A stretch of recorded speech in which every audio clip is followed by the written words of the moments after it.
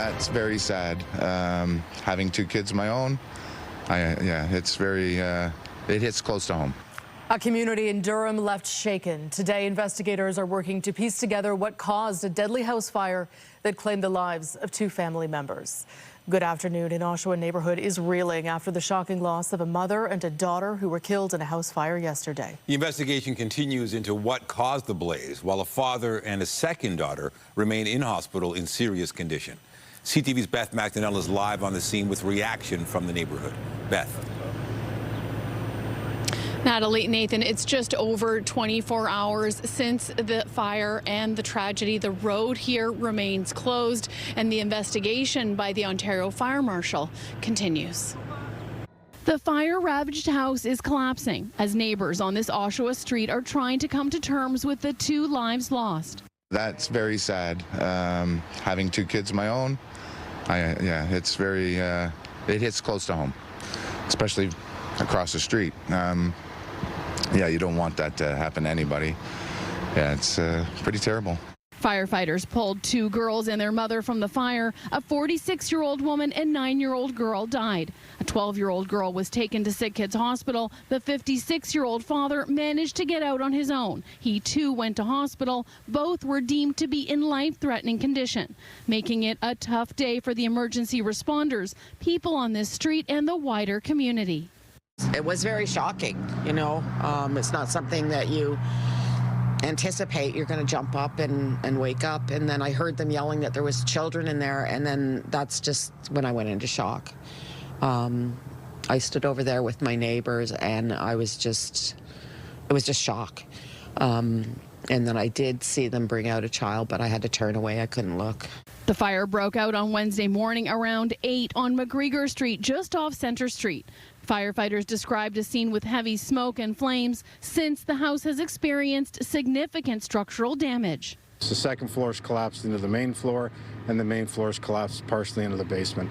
A key part of the investigation by the Ontario Fire Marshal includes if the home had working smoke alarms. If they had working smoke alarms, they should have been able to evacuate the house safely. 7 police officers were also treated for smoke inhalation. They were first on scene.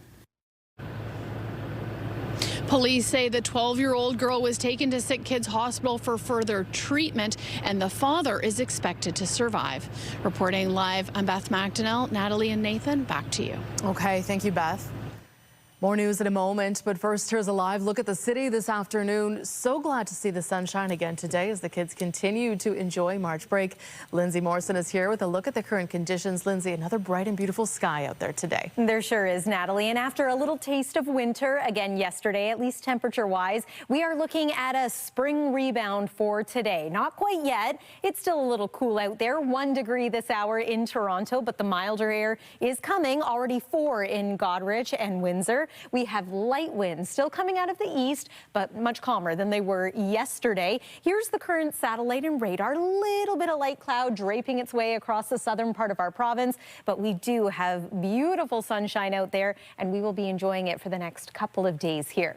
Today at a glance, 8 degrees is our forecast daytime high. It might take us a little bit to get there, perhaps late afternoon, but warmer than normal, southeast winds, and look at that, a UV index today of 5. So if you are going to spend some time outside, you might consider slathering on the sunscreen. We're going to take you through your weekend forecast where there's some wet weather on the way coming up. For now, Nathan, I'll send it over to you. All right, thank you, Lindsay. We're keeping a close eye on the outcome of a Canadian contingent meeting with one of America's top economic officials today. Premier Doug Ford is among those who have made the trip to push back on Trump's tariffs. CTV's Queen's Park Bureau Chief Siobhan Morris has more on this high-stakes meeting. Siobhan. Well, the Premier really thinks this meeting is important to sit across from U.S. officials eye to eye and get an understanding of their thinking when it comes to tariff to try and cool off things on both sides of the border. The seeds for today's meeting were planted Monday when the Premier announced we're moving forward with a 25% surcharge on electricity exports. An added cost to 1.5 million homes and businesses in 3 U.S. states. We will not back down, pausing some tariffs, making last-minute exemptions. It won't cut it. We need to end the chaos once and for all. It's a power move that caught the attention of the White House. The president saw the premier, Doug Ford, make an egregious and insulting comment. In response, Donald Trump threatened to double steel and aluminum tariffs to 50%. That afternoon, Doug Ford got a call from Trump's Commerce Secretary. I've agreed to suspend temporarily. Ford insisted he hadn't blinked, booking today's meeting with Howard Lutnick in Washington. You have to respect that person for putting out that olive branch, and I'm going to make sure we go down there and have a very good but strong and confident conversation. Trump scaled back his tariff threat. There's a very strong man in Canada who said he was going to charge a surcharge or a tariff on electricity coming into our country. He's not going to do that, so I respect that. Lutnick saw it a different way. The President of the United States in the White House says, "Oh, no, you won't," and breaks him.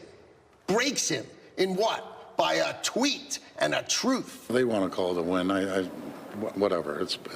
They're playing politics, but here and there. The premier's goal for today's meeting? I want to find out where their bar is set, rather than keep moving the goalpost. To settle chaos and uncertainty on the trade front. So at the meeting today will, of course, be the Premier, 2 federal cabinet ministers, Canada's ambassador to the U.S., as well as Howard Lutnick, the U.S. Commerce Secretary, and his trade team. We do expect to hear something from Canadian officials later this afternoon on the other side of that meeting. Reporting live from Queen's Park, I'm Siobhan Morris. Nathan and Natalie, back to you. Thank you, Siobhan. Still ahead, we'll have more on this high-stakes meeting with CTV's Judy Trin, who's live in Washington. That's a little later in the newscast. CTV News has learned that Prime Minister-designate Mark Carney will be sworn in tomorrow. Sources have confirmed to CTV News that Carney's cabinet will also be sworn in on Friday. He will be taking the reins from Prime Minister Justin Trudeau after winning the Liberal leadership race on Sunday. As soon as Carney is sworn in, he'll have the power to call an election. He has promised a speedy transition of power, and an early election call is widely expected in the coming days or weeks. Toronto police are tight-lipped on 2 arrests in connection with a murder plot in Pickering. The charges were laid Sunday, and few details have been disclosed in court documents. 2 men are facing charges of conspiring to commit first-degree murder. 24-year-old Brannon Balasagar of North York on the left and 24-year-old Gauquelin Balamural of Markham on the right made a brief court appearance by video on Wednesday.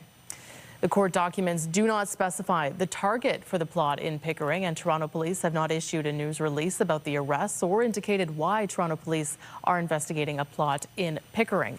The court documents indicate the plot was in the works between March 7th and March 8th. The charges were laid on Sunday. A man's in hospital after being struck by a vehicle in Mississauga last night.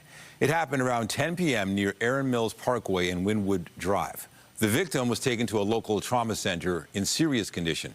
The driver involved remained at the scene. So far, there's been no word on whether charges may be laid. And a man in his 20s is in hospital with serious but non-life-threatening injuries after being struck by a vehicle in North York last night. It happened shortly before 9 p.m. in the area of Willowdale Avenue and Elmwood Avenue. The driver remained at the scene. So far, no word on the circumstances leading up to the man being struck. Returning now to our coverage of the high-profile Canadian delegation set to meet with America's Commerce Secretary today. Let's bring in CTV's Judy Trin, standing by in Washington. Judy, what's expected to be achieved at this high-profile meeting? Nathan, I'm outside the diplomatic gates, which are behind the White House. So in a few hours, what we are going to see is we're going to see Federal Finance Minister Dominic LeBlanc, Industry Minister François-Philippe Champagne, as well as Ontario Premier Doug Ford come through these gates to meet with the top trade official in the Trump administration, Howard Lutnick, the Commerce Secretary. The meeting's purpose will be to perhaps lower the temperature in terms of the rhetoric. Right now, we see that Donald Trump has been declaring his anger on social media, and he telegraphs his next move over posts on Truth Social, on posts on X. So what the Canadian officials want to get a sense of is what's going to happen next. The next big date is April 2nd. That's when we're expecting reciprocal global tariffs tariffs. That's also when Howard Lutnick has said that the tariff situation that were related to Canada's fentanyl and border security issues will be brought up again. But this conciliatory tone seems to be hampered right now on the U.S. side. They're not sounding like they want to build bridges. Take a listen to what Lutnick told Bloomberg Television this morning. We put a tariff on steel and aluminum to make sure the dumping countries of the world stop and we can build up our steel and aluminum in America. And what does Canada do? They put a tariff on sports equipment. I mean, really, this is just, it's tone deaf. Listen to the president. National security matters when he calls out things like semiconductors. He calls out pharmaceuticals. He calls out autos. These are things that matter to us as a country, and if you're going to respond to us with sports equipment, you're just not listening to President Trump. So if you take Lutnick at his word, it is Canada's fault for retaliating, for putting out these counter tariffs in a trade war begun by the U.S. Though that's the stance that they are taking for now. Nathan. All right, so the different narrative from their perspective. And what about a cabinet shakeup? What are you hearing about that? Well, that's the other thing. The Trump administration is very aware right now that Canada has a government in transition. What we know is that tomorrow, Prime Minister-designate Mark Carney will be sworn in along with a new cabinet. The two federal officials here, Dominic LeBlanc and Francois-Philippe Champagne, are expected to be in his new cabinet. But the question is, will their roles be shuffled? Right now, it appears that Francois-Philippe Champagne, this appears to be his first meeting at the White House with Lutnick. So does that signal that he's going to play a greater role? But once again, this Trump administration is very aware that once this cabinet shuffle happens, once it's sworn in, the Liberals could call a snap election. They want to deal with a government that's going to be in place for years because they want to reopen the free trade agreement. They want to deal with other issues, and they're only going to do that once they're certain of who's going to be in charge of Canada over the long term. Nathan. All right. CTV's Judy Trin in Washington. Thank you. You're welcome. And there's also concern in Hamilton about the U.S. levies on steel and aluminum. The steel producing hub has been preparing for the possibility for weeks, but many people are still stunned that the threat has become a reality. CTV's Sean Lee Thong reports. The heart of the Canadian steel industry is beating, and production is active in the east end of Hamilton despite a new 25% tariff imposed by the United States. At the donut stop near the steel mills, Lori Borey says she talks to steel workers daily, and they talk about tariffs a lot. Every day, like every, I don't know, half an hour to an hour, somebody will come in, somebody will say something. The topic that's become hard to ignore has become a real fear that U.S. President Donald Trump's actions could cost people their livelihoods. They're not happy. They can't believe that he's doing this, and everybody's afraid of losing their homes and jobs. In Hamilton, steel is ingrained in the city's rich history, where century-old steel makers like Stelco and DeFasco are down the street from the first ever Tim Hortons. The city has endured more than 100 years of economic highs and lows. Now there's concern among the city's leaders that this trade war could devastate the industrial base. So several weeks ago now, already companies were telling me that their orders were starting to dry up. Why? Because people don't want uncertainty. At CFF Stainless Steel, General Manager Brad Harrison says they used to buy 80% of their product from the United States, but ever since the first Trump presidency, they've started moving off American products. So at that time, we made a decision to start importing more product from Taiwan, Vietnam, all around the world. Stainless steel isn't produced in Canada, and therefore CFF has to import. And Harrison says he has seen another shift in the market recently. We started to get requests for quotes 3 months ago where customers were requesting that they get materials that were not U.S. content. So whether it's in stores or in the factories, there's a growing sentiment. The Canadians are just getting fed up with what's going on, and if they can buy products that are either Canadian, manufactured, or manufactured somewhere else in the world, they'd prefer to do that at this point. Hoping to move away from the uncertain towards stability. Sean Lee Thong, CTV News. Foreign ministers from across the G7 are meeting in Quebec today. Canada's Melanie Joly said she's focused on working with her counterparts to tackle global challenges. Of course, peace and stability is on the top of our agenda, and I look forward to discussing how we can continue to support Ukraine in the face of Russia's illegal aggression, and we will want to see just and lasting peace in Ukraine. Of course, we want to foster long-term stability as well in the Middle East in the interest of all the people in the region, and we want to build resilience and stability in the Indo-Pacific, in Haiti, and in Venezuela. Before today's group session, Joly held one-on-one meetings with representatives of the European Union, France, and the UK, and notably this morning, the United States. How are you planning to take it from here? U.S. Secretary of State Marco Rubio sat down for a bilateral morning meeting with Melanie Joly as the relationship between the two countries comes under unprecedented strain amid trade tensions and comments from the U.S. president about annexing Canada. Let's bring in CTV's Jeremy Charon now from Charlevoix, Quebec, at a critical meeting of the G7 nations. Jeremy, we saw Joly and Rubio had a one-on-one. Tariffs must certainly be dominating the discussion here. Absolutely, Natalie. I'm told that was the focus of this discussion, this morning's bilateral meeting between Marco Rubio and Foreign Affairs Minister Melanie Joly.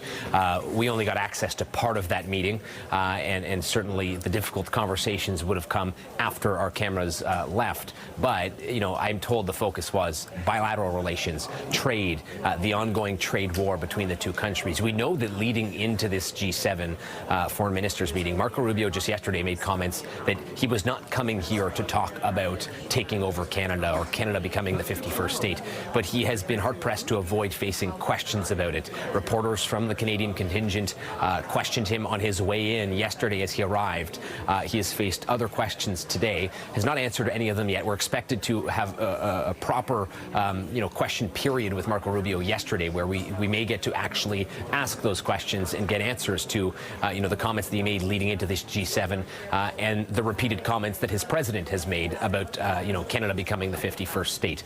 Certainly the tension, the trade tension between Canada and the U.S. has been front and center here at this summit already, and not just for Canada and for the U.S. You know, other countries are watching closely. We've seen today a show of support by the German foreign minister as well as the foreign affairs representative from the European Union, the vice president of the European Union, both of which today wore white and red in support of Canada, taking to social media, posting pictures and videos, offering up a message saying that they have Canada's back, they have Melanie Joly's back.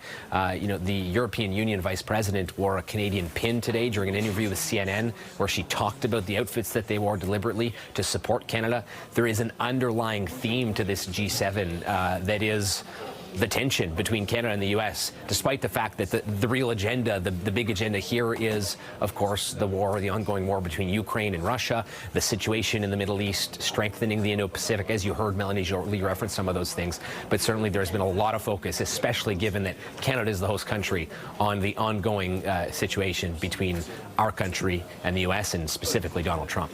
Well, and that was my next question with so many key political players at that meeting with you there today. You know, how much do the Trump tariffs dominate this meeting? Is there even time to discuss some of these other very important geopolitical issues at play? Yeah, I mean, certainly I think behind closed doors, and there's a lot of sessions that we're not a part of, that we don't have access to at all. There's still a lot of conversations happening surrounding the official G7 agenda. But in terms of access the media is getting, there have been a lot of questions surrounding that tension. The German foreign minister that I've referenced that is wearing white in support of Canada was asked about it during a scrum that she held today with mostly foreign media, and kind of addressed it, offered some supportive words for Canada without specifically addressing Donald Trump's comments. The Italian foreign minister, kind of did the same, saying today, alluding to the fact today that Canada will be Canada even in the future. That was the comment that he had to offer. Certainly, other leaders are watching closely, knowing full well that Donald Trump has made comments about, measures that he may take in the future when it comes to trade with other countries as well. Everyone is watching closely to see how Canada handles this here, knowing that any one of them could be next in terms of a trade war here. So there really is this kind of underlying secondary element to this G7 because everybody is watching so closely what Marco Rubio has to say and trying to, even learn from what is happening between Canada and the U.S. Okay, thank you, CTV's Jeremy Charon at the G7 Foreign Ministers meeting in Quebec. Thank you, Jeremy. A confirmation hearing is underway in the U.S. Senate for Donald Trump's pick to be the next U.S. ambassador to Canada. Hailing from Michigan, I do have a special appreciation for Canada as a neighbor. My home state is connected to Canada by 4 and soon to be 5 bridge crossings, a long maritime border across the Great Lakes, vital links that drive businesses, jobs, and livelihood in both states. If confirmed, I will work tirelessly to build on that record of cooperation and extend it, obviously, nationally. I think there's 36 states that see Canada as their #1 trading partner internationally. Pete Hoekstra previously served as a congressman and U.S. ambassador to the Netherlands and chair of the Michigan Republican Party. He also pointed out a special tie his family has to Canada, noting it was Canadian troops who liberated the area where his family lived in the Netherlands during the Second World War. The next phase of Canada's plan to combat those U.S. tariffs is now in effect. Ottawa has slapped 25% retaliatory tariffs on nearly $30 billion worth of U.S. goods. These continued tariff measures and the necessary and appropriate response that comes from Canada is not a constructive path to be on. Canada's counterpunch to the latest U.S. tariffs includes things like sports equipment, tableware made of china and porcelain, and tools like handsaws and fittings, including nuts and bolts. Here's the breakdown. 25% on steel products worth $12.6 billion, 25% on aluminum products worth $3 billion, and tariffs on another $14 billion worth of imported U.S. goods for a total of $29.8 billion. And today, U.S. President Donald Trump said he is considering slapping a 200% tariff on all wines and other alcoholic products coming out of Europe. He says that would happen if the EU doesn't scrap its own planned tariffs on American whiskey. Those measures were imposed in response to Trump's 25% tariffs on all steel and aluminum imports. The EU's whiskey tariffs are part of a larger package that's on hold until April as the trade back and forth continues. Russia appears to be pouring cold water on Washington's ceasefire proposal with Ukraine. U.S. officials say President Trump's Middle East envoy, Steve Witkoff, is in Moscow today to discuss the ceasefire proposal. But a top aide to President Vladimir Putin says he's told Washington a 30-day ceasefire would just provide a timeout for Ukraine's soldiers. Russia has repeatedly ruled out any short-term deals and has been skeptical of any peace talks. The U.S. president said yesterday that he'd hoped the Kremlin would agree to the proposal to pause the fighting. At least 11 people have been injured, one seriously, by an earthquake in Naples, Italy. The magnitude 4.4 quake struck early this morning, jolting residents of their southern Italian city out of their sleep. Local officials say 11 people sought treatment for injuries, with one person left seriously hurt following a roof collapse. Pope Francis is marking his 12th anniversary as the head of the Catholic Church 4 weeks into his hospitalization for double pneumonia. There have been increasingly positive signs from the Vatican when it comes to the 88-year-old pontiff's health. Officials say a chest X-ray has confirmed ongoing improvements 2 days after doctors declared Francis is no longer in imminent danger. The Pope is still receiving high flows of oxygen through nasal tubes and a mask as celebrations are held marking his anniversary in office. A healthcare advocacy group is vowing to continue its fight against the Ford government despite 2 recent legal losses. At issue, the care of Ontario's seniors while in hospital and the potential expansion of a long-term care home that has faced public scrutiny. CTV's Scott Lightfoot is live downtown with more. Scott. Well, Nathan, these were 2 separate legal challenges launched against provincial healthcare decisions, and they were spearheaded by the Ontario Health Coalition. Now, one of these was a charter challenge against Bill 7. That's better known as the More Beds, Better Care Act, and that requires hospitals to charge elderly hospital patients who are classified alternate level of care a $400 a day fee if they refuse to be transferred from a hospital to a long-term care home. Now, the other case involved a request for a judicial review of the Ford government's decision to grant an 88-bed expansion and 30-year license to the owners of Orchard Villa long-term care home in Pickering. Of course, that home came into the public spotlight during the early pandemic when the military had to be called in to help deal with a COVID outbreak. Now, in both cases, judges ruled that the Ontario Health Coalition did not have legal standing, and both applications were dismissed. To say that we're disappointed with the results is an understatement. Needless to say, we don't agree with the court's conclusions on either the law, the facts, or on the question of public interest standing. We're shocked and we're dismayed. Obviously, we did not expect this result, and it impacts really literally more than 100,000 people now, and in coming years, untold hundreds of thousands of Ontarians. Both of the judgments do, and it's really a problem. Now, the coalition says they will not launch a legal appeal to that charter challenge case due to just the cost of that appeal. A decision has not been reached on whether or not to appeal the Orchard Villa decision. The coalition says they do plan to continue to pressure the government. They admit that is going to be difficult, given the fact that the provincial government has just recently won an election, and they're in the middle of that cross-border tariff war. Reporting live downtown, I'm Scott Lightfoot. Nathan and Natalie, back to you. Thank you, Scott. 2 astronauts stranded in space will have to stay there a little longer as the vessel bringing them home was delayed. We are standing down from today to further address hydraulic release data. SpaceX paused its launch because of a hydraulic issue. The rocket is bringing a new crew to the International Space Station before returning to Earth with Butch Williams and Sonny Williams. They've been stuck aboard the ISS for 9 months thanks to issues with the Boeing Starliner they arrived on. SpaceX is now targeting Friday night to launch, which would push Butch and Sonny's return to next Wednesday. Lindsay. Well, as you know, last weekend the clocks changed, and as a result, our sunrise and sunset time is a little bit different now. Here's a look at today's. It's worth mentioning that the sun is going to set at about 7:21, but 1 week from today, that sunset time will be around 7:30, and of course, that's when spring officially arrives at 5:01 a.m., just in case you want to mark your calendar, Thursday, March the 20th. Bringing it back to this weekend, we've got some spring-like weather on the way in the form of rain, maybe a thunderstorm as well. We'll take a full look at your weather forecast coming up.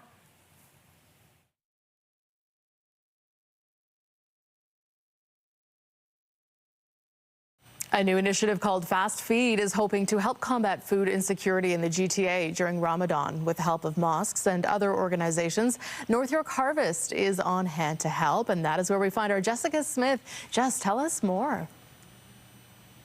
You know, Natalie, it's a really unique program that is helping to fight insecurity here in the GTA and really right across the country with different parts of this Fast Feed initiative. Imam Michael Taylor joins me now. Talk to me about this, because Fast Feed is relatively new, but it's a part of a larger program that's been around for quite some time. Yeah, Fast Feed is part of the Give 30 campaign that has connections across country with 24 different food banks where Muslims are encouraged to give during the month of Ramadan. Fast Feed this year is a collection of mosques and Muslim communities across Canada, 50 of them actually, that are asked to collect money to donate to food banks, to local food banks during this month of fasting, Ramadan. And we're here at North York Harvest. People have been hard at work all day. Why was it important to connect with communities and groups like this to be able to give back to those in need in our communities, our neighbors, our friends?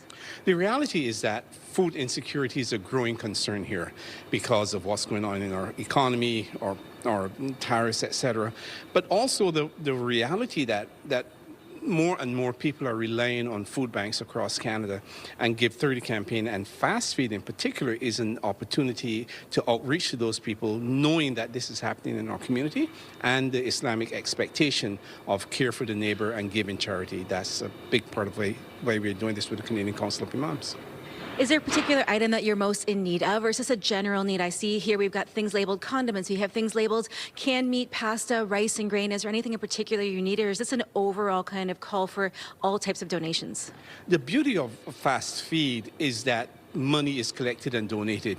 And the food banks are in a position to get food, and the food that they do need, that they know that they need, they're able to get food at a great price and better than what we might buy in a store and put in a box.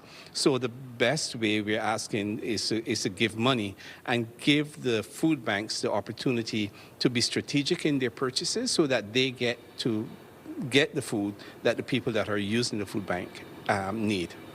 This has been going on for a couple of days now. We're getting through the month of March. What's the response been so far from the community who are partaking in this fast food initiative?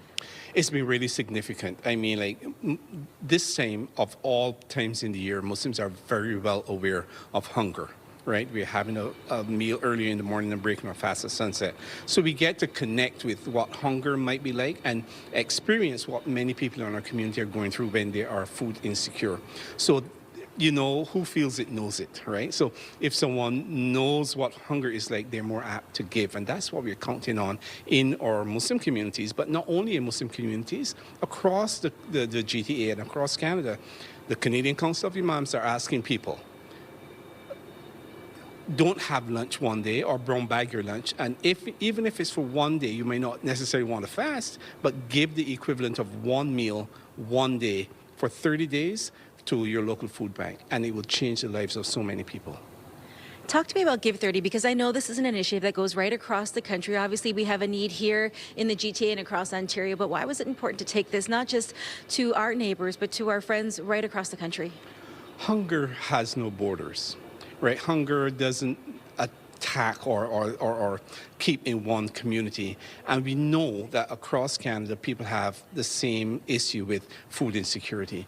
We know that people, you know, economic downturns, new Canadians, people that are down on their luck or something happened that created a situation where they are not able to feed their families in the way that they had been accustomed to, and thus a more reliance on food banks. We know that is growing, and we just said, well, look, let's do something about this for our entire country, not just the GTA. We're helping everybody out. Imam Michael Taylor, thank you so much for taking your time today. I'm going to send things back into the studio, but you can give anytime at give30.ca, but I'll send things back to you guys. Thank you so much. Thank you so much. All right, a good reminder. Thank you, Jess. All right, let's talk about the forecast. A bit of a cooler start to the day, but knowing that temperatures are rising and we're, you know, toward the end of the work week makes us feel pretty good. I think the fact that the start of spring is just around the corner is all that we need to just be a little excited about any bit of sunshine. I will take it. Yes, yeah, I will too. I will take it. And the warmth is returning. We've seen our temperature actually jump about 3 degrees just in the last little bit here. So it's coming. The warmth, we might feel our warmest temperature of the day today a little later in the afternoon, early part of the evening. Then it gets warmer tomorrow, warmer still for Saturday, but you're also going to need your umbrella that day. Weather is brought to you by the Presler Law Firm. Injury lawyers, you don't pay unless they win. No umbrella necessary this morning unless it was for shade. We had another beautiful sunrise. I love seeing this view from our CTV News chopper out over Lake Ontario. Just a stunning start to what's going to be another spring-like day across southern Ontario. Really, the next couple of days are going to be pretty pleasant, even though we have wet weather in store for the weekend. That, too, is a sign of spring. You know, sometimes in March we get these systems moving in and it's snow instead of rain. So perhaps you're breathing a sigh of relief that it's one type of precipitation and not another. 4 degrees right now. That's where we're at in the city of Toronto. 6 now in Windsor, still 2 in Muskoka, 4 degrees in Timmins. Nice little rebound in temperature for some parts of northern Ontario as well. Later today, we're forecasting a daytime high of 8 degrees. That's above seasonal. Average temperature this time of year is closer to 4. Now, it's been mild lately, but it hasn't been record warmth. We would need to climb in many cases into the upper teens or even low 20s in order for that to be the case. Record high for this day set back in 1990 at 21.4 degrees. So we're not going to be that mild today. Tonight, we're dropping to a low near 0. Again, warmer than what's considered normal for this time of year. Average overnight low is around -4 degrees. And then tomorrow, plenty of sunshine. Great opportunity to maybe head to the dog park because ahead of that rain, conditions might not be quite as muddy as they'll be by the end of the weekend. Current satellite and radar, not much to show you here other than a little bit of cloud cover. We are going to be watching for an area of low pressure that's just starting to develop now. And that will be our weather maker for the weekend. First, I want to pause this just overnight. Coming up, we're going to talk a little bit about the lunar eclipse that is happening overnight.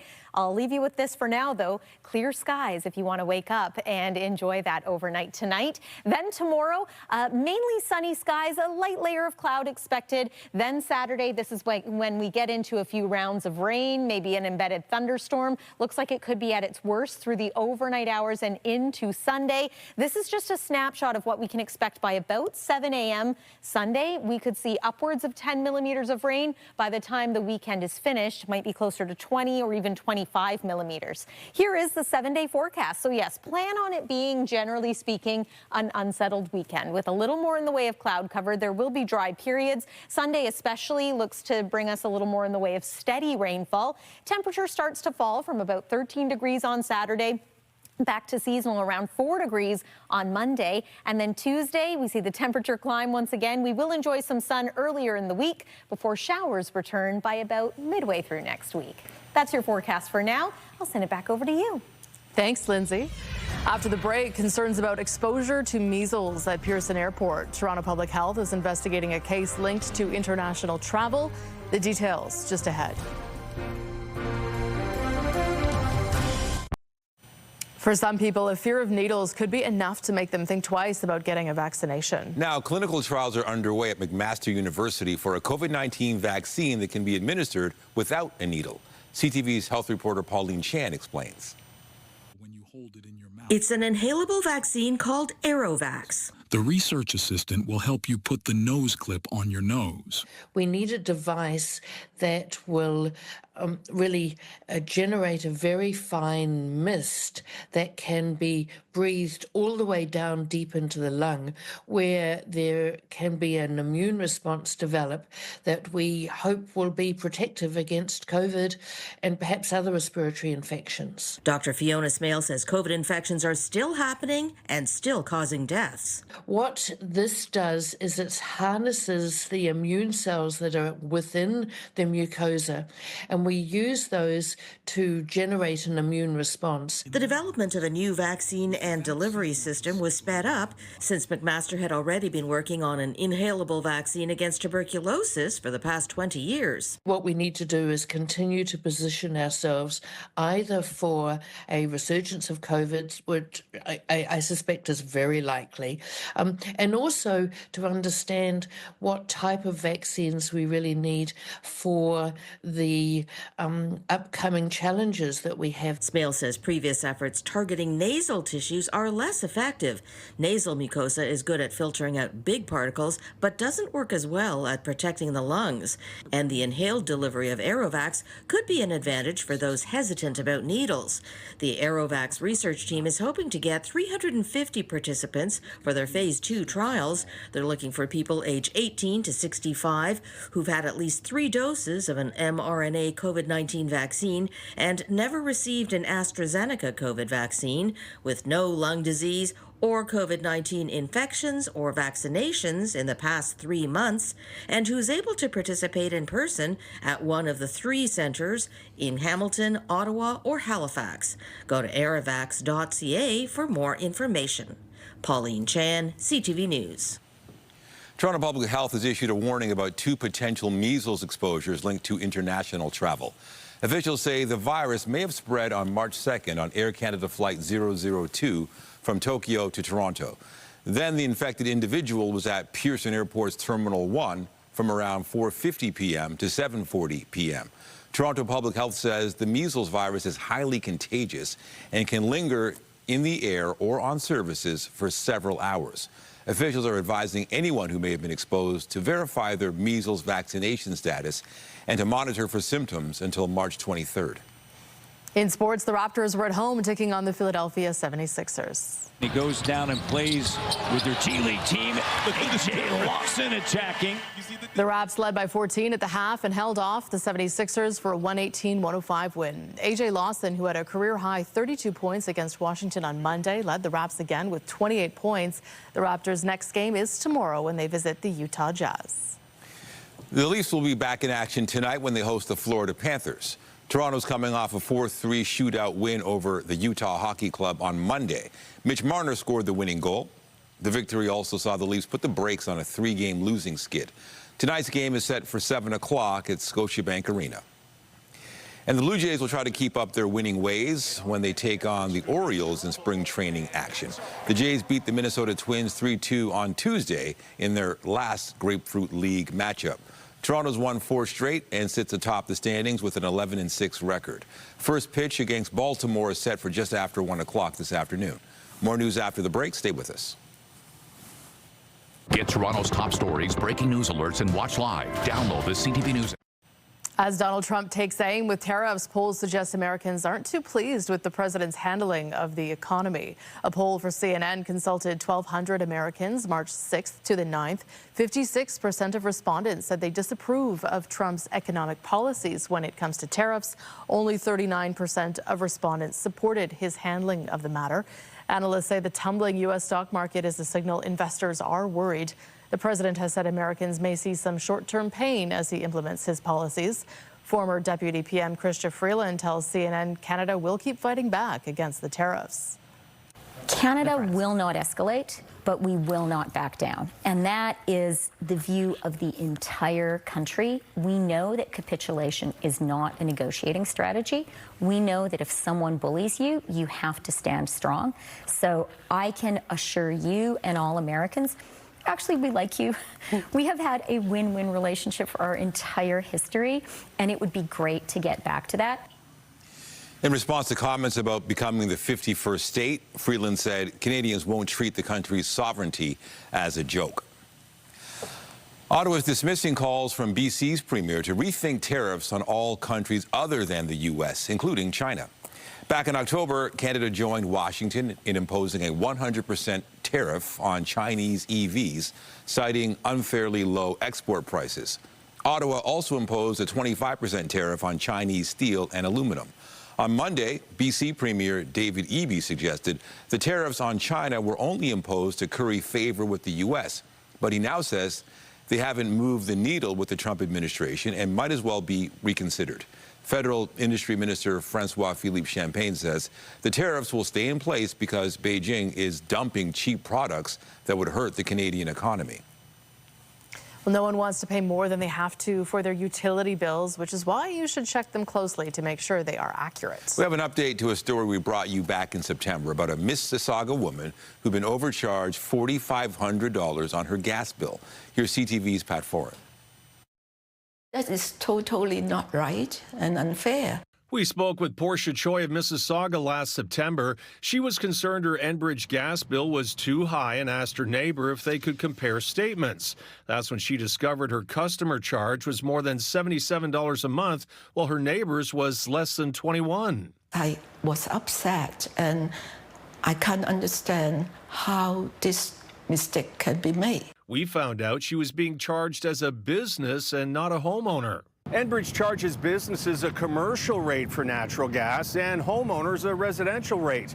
But on your Enbridge bill, it just says customer charged, so Choi had no idea she'd been overpaying for years. She'd been charged a commercial rate for 7 years, meaning she was overcharged $4,500. I should be able to get back my overcharged money.